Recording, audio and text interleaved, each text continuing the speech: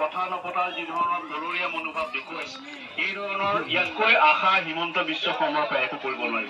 এইকাৰণে নোৱাৰি যে তেখেতে এজন মুখ্যমন্ত্ৰী হৈ থকাৰ পিছত নিজৰ পত্নীক দি পেলাই তেখেতে ব্যক্তিগতকৰণৰ বিদ্যালয় খুলিছে, ডাঙৰ বিদ্যালয়। মানে অসমীয়া মাধ্যমৰ বিদ্যালয়সমূহ বন্ধ কৰাৰ ষড়যন্ত্ৰ মুখ্যমন্ত্ৰীয়ে নিজৰ পত্নীৰ পৰা আৰম্ভ কৰিছে।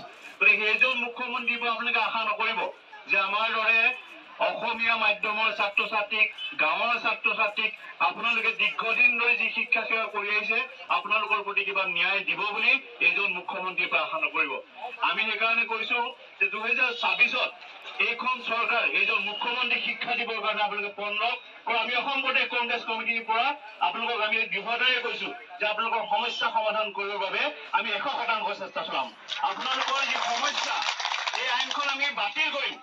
যিখন 18 চনত অপ্ৰদেশিত শিক্ষকক বঞ্চিত কৰা, শিক্ষকৰ টেষ্ট পৰীক্ষা যিখন আইন, এই আইনখন আমি বাতিল কৰিম। বাতিল কৰি ইয়াৰ পৰিৱৰ্তে আপোনালোকক ন্যায় দিবৰ কাৰণে কংগ্ৰেছে সদায় চেষ্টা চলাব। এইখিনি প্ৰদেশ কংগ্ৰেছৰ সভাপতি আপোনালোকক ক'বলৈ দিছে। আপোনালোকৰ যি আন্দোলনৰ প্ৰতি আমাৰ অসম প্ৰদেশ কংগ্ৰেছ কমিটিৰ সম্পূৰ্ণ সমৰ্থন আছে। আপোনালোকে আমাক যেতিয়াই বিচাৰে তেতিয়াই পাব।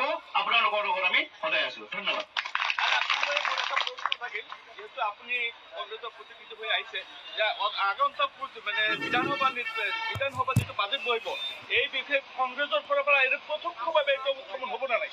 নিশ্চয়। মই আমাৰ বিৰোধী দলৰ নেতা দেৱব্ৰত শইকীয়াৰ লগত এজন বিধায়ক আছেই, ফিকুল ইছলাম ডাঙৰীয়া, তেখেতেও চাগে আপোনালোকক কৈছে।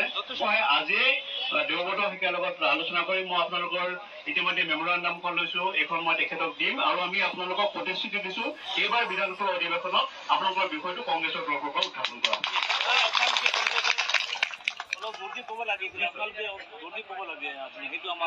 মই দুআষাৰ মীৰাবা ঠাকুৰৰ বাইদেউকো ক'বৰ কাৰণে অনুমতি দিছো।